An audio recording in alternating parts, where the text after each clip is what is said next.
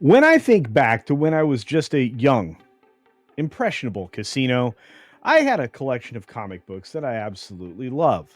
I used to read them regularly, and at the time that I was growing up, they came sometimes with record albums. You could get Power Records, and you could listen to the adventures of Captain America and the Falcon. Some of my favorite books ever, definitely one of my favorite comic albums to listen to. And that all changed recently, like in the last couple of hours. As a matter of fact, my wonderful memories of Captain America have been withdrawn. And hopefully they can build up from the reserves once again, and I can reach back in time to a hero that I used to enjoy. And of course, Captain America as well. That's right. I loved the Falcon growing up and thought he was an interesting character. And I thought, wouldn't it be great to know more about him? Wouldn't it be wonderful if, in addition to the amazing Captain America television program that was airing at the time with the motorcycle and the shield that could be mounted on the front of the motorbike, wouldn't it be great if we could get Falcon as well? Well, of course, there wasn't the technology available, but now, in modern film, we've been treated to Captain America and the Falcon. Only it seems to have changed, and not for the better. I saw a movie, so you didn't have to, and this one, you may not want to at all. Yeah, there might be some spoilers in here, so just a quick warning. Here we go. Now, before we get started, just a quick reminder, I am trying to get to 100K this year. And while we're very close to 33,000 subscribers here on YouTube, we need to go. And we need to go harder. We need 70,000 people as fast as we can get them. So double check down there that you're still subscribed to the channel. And if you're here for the first or the 1,000th time, do that anyway. Turn on all the notifications so you don't miss anything, because I do videos and also live streams. A live stream almost every single day, a video almost every single day, sometimes as many as 3, 4, or 5. So let's try to stretch our legs a little bit and run as far as we can down the path to 100K. With that being said, let's jump right in. To say I went in with no expectations or even low expectations would be an understatement. I tried to reset everything in my mind walking in to the theater, and I think it was rather successful. I didn't expect anything. I didn't want to have all that kind of an influence creep in to talk about what was wrong, how many reshoots were shot, what they're claiming the budget is or was when they started, and what it probably ended up being. I didn't want to messy up my mind with all of that stuff. So what I did is I basically just went back to the reset button. I pretended I was walking into the very first Marvel film that featured Captain America, which I thought that First Avenger was a great film. So I kind of tried to reset the mark there and then remind myself that that actor is gone and we have somebody who doesn't have all of the features, which they actually talk about in depth in this film, and lean into that a little bit. Maybe they're trying to take the pressure off. Maybe they're trying to lower the expectations for the audience, but it didn't seem that it was very far between where they were mentioning something like, hey, you don't have the super serum, or hey, you're no Steve Rogers, or hey, all these other things. And again, it was kind of beating down on Anthony Mackie's version of Cap, but that was for a good reason, because it's really not a very good version. When you walk in and you sit down and you look at the screen hoping that something is going to exceed your expectations, you're putting a lot of pressure on it and yourself. That's kind of what Anthony Mackie's character or his version of Cap, Sam Wilson, does in this particular film. He puts a lot of pressure on himself, which all comes around in the end to a great identity politics political speech during Black History Month. Yeah, I'm going to not bury the lead here. They dig in right at the end, and woo, it's rough. But back to the beginning of the film. Let's get into that first and foremost. It starts off rather innocuous and actually pretty positive. In fact, if anything, this film takes a very long time to get started. It plods along until we get into the predictable scene that's shown in the trailer in the White House. Somebody's trying to take out the president, and they're using other people to do so. Of course, we already know who that is because they teased it in the trailers and in a lot of the first look stuff. So I think you guys all know that the leader is going to be the ultimate bad guy. But that doesn't mean there aren't some intermediaries in between who promise to return again. Oh, and by the way, Captain America, this version, is supposedly going to return in the next film. So, well, not Thunderbolts, but in some film down the road, anyway. Of course, those intermediary bad guys are the Serpent Society and, most importantly, Sidewinder. In fact, I don't think that we see any of the other ones at all. The only big guy that was set to beat up Cap didn't resonate at all. And while I was expecting it to be this Rollins fellow from AEW, that didn't seem to be him. Or if it was, I didn't recognize him. But we do get an interesting surprise cameo a little later on. We'll get to that at the end of the film. And what's so funny is, like with Deadpool and Wolverine, they reached way back to get you some cameo and some character interest that you may not have had for a very long time. I was actually quite surprised, but then again, it made perfect sense. What better to pull from than one of the worst of the actual modern Marvel films? And I'm already kind of giving you a little head into that. Of course, now with Thaddeus Ross as president and with a recent attempt made on his life, we had to end up in a situation where there was more controversy and more things stirred up. And despite a make good or make peace conversation that Sam had with Thaddeus Ross, that deal's off the table. It only took about 15-20 minutes, probably in their world, or about 3 minutes in ours. And I have to tell you, I wasn't very surprised by how we got there and where we were going. And of course, all of the identitarian stuff that they still had to leave in there, or else the film would have made even less sense than it did in the end. And if you don't go in there knowing there were reshoots, I'm going to tell you, it was pretty obvious. A lot of things don't match up. In fact, some of the ADR is so bad that there were other lines there to begin with. And of course, there's always a racial component now. Thank you. And I'm going to tell you that there was clear messaging that they really did try to scrub out, but there's no way to scrub out all of the bad in this particular film. So regardless, the lost super soldier has been imprisoned because he's one of the people that got, I guess, brainwashed or strobe lighted or whatever it was that the leader used to make him try to kill the president. And it was an interesting introduction into Sabra. I wasn't quite sure that they would be able to bring her in a regular way, and they certainly didn't. They made her the head of security. And that seems odd if you're going to get somebody from the Red Room. That's right, she's a Black Widow. Also from, obviously, Israeli intelligence to be your security person. But hey, what do I know? Maybe our relations with Israel have changed. Or maybe they didn't want you to think too deeply about it, or about the fact that this character might be deeply unpopular with certain parts of the world. By the way, they have no trouble insulting us, but we'll talk about that at the end. Regardless, Cap goes rogue, and there's a new Falcon in this Joaquin guy. And yeah, it's exactly what you think. A little diversity down the road, as they always do. And the folks that went into this are now, going against what Thaddeus Ross wants them to do and not look into it. That kind of makes me a little skeptical about Ross's motivation, and I don't think anybody's going to have any surprises in this movie whatsoever. And then the movie just kind of stops, or slows down anyway, and there's a few of those kinds of moments in this film where it just kind of drags. And it's because I think they were trying to figure out a way to find a plot along the way. It was very strange. It's like they had an end goal to get to, so they knew what that was, but they didn't have the things in between, which also points to a lot of reshoots and shuffling of various things.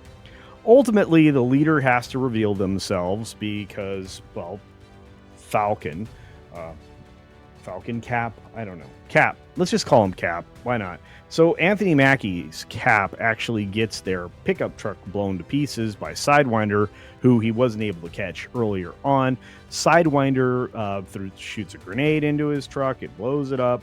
He somehow escapes. Of course he does. Yeah, he rolls around a bit. They have a fight where he doesn't have his gear, which is kind of bad. He gets shot, gets stuck with a knife and a stainless steel hatchet. I guess he can walk that off somehow. Mind you, there's no nanotech involved in this situation, or whatever is going on with the adamant. I don't know. Anyway, none of that was going the right direction. So, unsurprisingly, Cap's able to escape all of the, fatal blows that he should have been hit with and manages to turn the tables on Sidewinder after being shot and sticks a knife in his chest and knocks him unconscious. And then everybody shows up after that's already been done, and they take away Sidewinder. I keep wanting to call him Scorpion. I don't know. Anyway, at this point, I'm thinking, so far we have wasted Giancarlo Esposito twice in this movie with very superficial things. Don't worry, he'll come back one more time with some more superficial thing. But yeah, I don't know why he joined the movie. I actually don't even know why many of these people were in there. There's a lot of people in this movie, and they don't make a lot of sense. And then at times it seems like there's not enough people in this movie, but that's just you realizing that there really isn't a lot there. There isn't. Ultimately, Sidewinder leads Cap and Falcon down a primrose path of information to get them to an end point that clearly the leader wanted them to be at. So much so that he actually interjects himself via a conversation from a location that's clearly a government installation or black site. And again, like I said, primrose path, there they go. When they get there, what I find fascinating is they're not worried about being trapped. I'm sorry, I think at this point, you're 35 projects in, 36. You'd probably understand or at least figure out that this is probably a trap. They get in, they get kind of a breakdown scientifically about what was going on, just enough information to make it so that half of the bad guy's background and his plot would be broken down, because that's what you need if you're watching a James Bond movie or a Rocky and Bullwinkle cartoon. After Moose and Squirrel get all the information they need at this black site, the leader shows up. Of course he does, and kind of fills them in on a bit more of the plan. Then defeats new Cap, Falcon Cap, Mackie Cap. Mackie Cap knocks him down with a little vibrant wave that pounds on his shield, and I don't know, maybe doesn't feel good. And then he stacks up like 6 guards to kick their butts in this room while he leaves. And of course, that doesn't happen. They take out the 6 guys, no problem. And then they're able to walk out. To which there's 6 more dudes walking in on them. And let's call her Sabra. This chick. So this chick, former Red Room, Black Widow type from the Israelis, shows up and engaged in a battle. She obviously fights with them because she now understands some of the plot. Lots of plot dump between the characters after they kick those 6 guys' butts. By the time they make it to the Sabra lady's vehicle, there are more people from another government agency, I think the FBI, who are about to take them down, and they get turned on by the magic music, flashy light thing that the leader has, which somehow this Joaquin guy figures out how it works so he can defeat it later. We'll get there. And poof, done. They escape the guys, and they're wearing handcuffs when they do it. That is great. So Sabra Lady and them all get away. Bye-bye. And they kind of figure out the plan and how to go about thwarting the plan. And meanwhile, for no explainable reason, we're in a tense situation with Japan. Probably because of the leader, probably because of a number of other things, probably because of Thaddeus Ross. But regardless, lots of things were being done that we didn't see. It all happened off screen or before we got here. So kind of nonsensical, but a way to move a terrible film forward. Anyway, one of the things I forgot to mention, probably pretty important. I feel like I'm actually telling the story about this movie the way somebody else would tell people how this movie was going to go. Marvel decided to deal with the celestial problem. You know, that big giant thing in the Indian Ocean that's sticking out like an island, which is what they actually call it, the Celestial Island, which is just this celestial, which they left over from the Eternals. And if you didn't see the Eternals, bless you. You thank yourself very much, which means this won't make sense to you. In fact, there's a lot of things that won't make sense to you in this film. If you didn't watch Falcon and Winter Soldier, if you didn't watch Eternals and maybe Shang-Chi, or a whole lot of things. There's stuff in here that if you didn't see the other adventures of mediocre Marvel, you could get lost. Or maybe not, or maybe that's a blessing. Maybe you learn new things. I don't know. But what I do find interesting is they are dealing with the the big uh, celestial in the room. Apparently, it's loaded up with adamantium, which is what everybody's fighting over, that there's supposed to be a treaty. Not a great exposition or understanding of why that happened, how that happened, or anything else around that, or how Thaddeus Ross was so involved in this and the treaty, and Japan was the key instrument. By the way, Japan is one of the United States' biggest allies. I don't think we'd be quibbling over this situation. And the other countries they bring in, that doesn't make sense for them to quibble about it with us. We're trying to give everybody this stuff, right? We're trying to produce it, manufacture it, refine it, all of that. I don't understand what the point would be. I don't know. I didn't write the story. Maybe AI did. Anyway, on their way back to clear their friend's name, to get him out of getting killed, I guess that it was hit and miss about what many of the motivations were in this film, or to prevent Thaddeus from going to war with Japan. The boys suit up, and somehow Magic Sabra lady shows up there somehow at some other point later. But the two boys suit up. They go for a flight. They end up having to take on our own jets because the guys are compromised. Meanwhile, one of the buddies of Sam figures out that the pills that Thaddeus Ross is taking has been dosing him continually with gamma radiation, trying to turn him into the big bad, which is why we end up with the Red Hulk in here at all, because he was only Red Hulk once. Oh, this is a bad movie. Anyway, they end up taking down our jets, but that Joaquin fake Falcon kid, Diversity Falcon, we'll say, he gets injured in the process and goes headfirst into the Indian Ocean, has to be rescued. Sam can't go rescue him. They'll solve this other jet problem, which he does in the most spectacular fashion. Ultimately, this prevents a international incident and war between the U.S. and Japan, which would have been really dumb.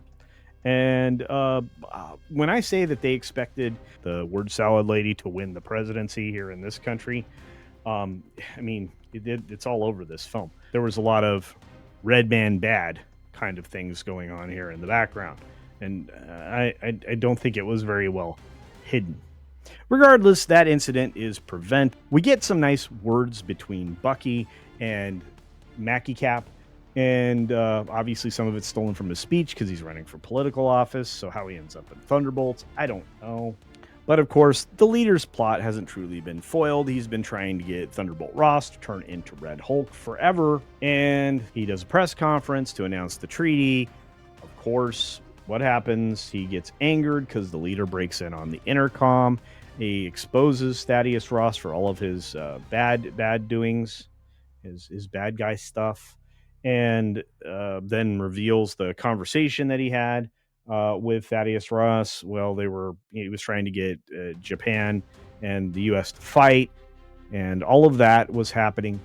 And he gets so angry, he turns into Red Hulk and tears up the White House. That's not referring to anything at all. Tears up the White House and goes after reporters and his own Secret Service. I mean, this isn't alluding to anything at all. Not at all. No, not the first term of a president. Anyway, so Mackie Cap gets Hulk to follow him from that situation to a remote park where there's cherry blossoms that should remind Thaddeus Ross of his daughter. We'll get to that in just a second.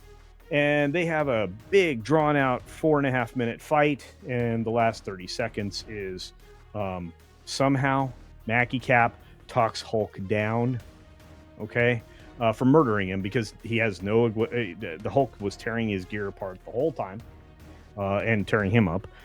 He'd stabbed Red Hulk with his Mackie Cap suit with one of the wings that was left working. Regardless, Thaddeus calms down somehow because Mackie Cap is trying to get him to remember his daughter. Obviously, he does. He collapses back down into normal man and, last but not least, ends up taking responsibility for everything somewhere that we didn't see off screen. So he ends up on the raft, which is where you put, the bad guys of the mutiny type beings like Hulks and such. Thaddeus is talking with him, and the whole reason he was doing this was trying to prove to his daughter that he's a changed man. That's what this whole treaty thing was about. Wasn't about actually doing better things for us. Regardless, guess who shows up? His daughter, Betty. And Betty is the original actress. Liv Tyler is the cameo in this one. So she's Betty. Apparently they're going to sit and talk. Ultimately, it all culminates in a final scene in the hospital where this Joaquin kid is, who is trying to learn a special kick thing. They have kind of an interesting conversation, which then, of course, dives into a healthy dose, heaping serving of identity politics. That's right. They just can't help themselves at this point. Seat at the table, lots of these other words that the neo-Marxists use when they're trying to say everybody's that isn't white is a victim. And that's kind of what this film comes off as. You know, white people are the bad guys. And all of this diversity that this film is chock full of, the heavy-handed delivery of that, and the strange absence of, well, other people. Regardless, this particular thing, and this particular thing culminates with that kind of a speech at the very end, and then a little lightheartedness between the two guys about how to do a propulsion kick or something. I don't care. This is a terrible movie.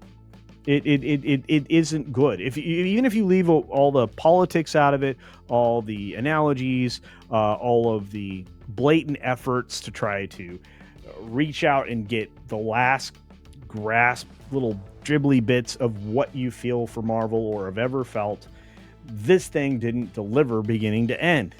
If anything, I would say it was dull. Other people, I think, have described it as empty. And I didn't really truly understand what they were talking about till I watched the movie.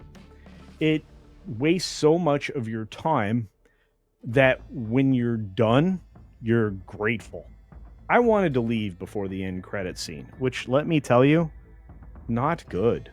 I mean, all it's actually talking about is a big bad is coming, or many big bads. And that's all from the leader who's in one of these cells. And it was so herky-jerky that I'm not sure what a better version of this film would have looked like. Apparently, there were so many different test screenings for people here, there, everywhere. Many of them after multiple cuts of this film. And of course, all the reshoots and everything else that they're trying to pretend didn't happen. This may actually give Eternals a run for its money as far as how bad it is, or how bad it could be. Shang-Chi and the 10 Rings, or whatever that was kind of its own type of disaster. But they went a lot lighter on the humor in this one, and pretty much a lot lighter on everything. Plot, pacing, continuity. I mean, you could go through an entire list of all of the places where you just go, what? Why? Because plot says so. Because plot needs this. Okay. And like I said, the ADR where they put it in was terrible and very, very obvious. And as I said, I went in there with as open a mind as I possibly could.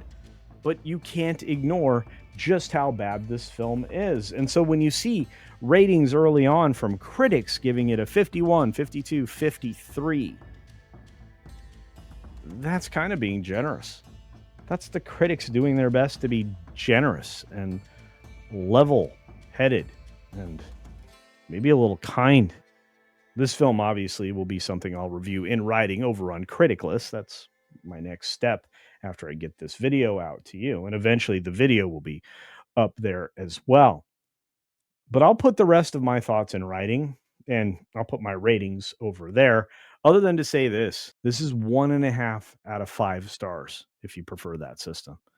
Out of 10, well, 4? 3.5, 4? And that's being kind. This isn't the worst film I've seen in the last 12 months. That special privilege goes to a couple of other movies that, well, just never should have been made. But it was darn close. I saw a movie, so you didn't have to. But if you do choose to see this, let me know your thoughts down in the comments section below. On that note, be sure to take care of yourself, take care of others, and until next time, see ya for real.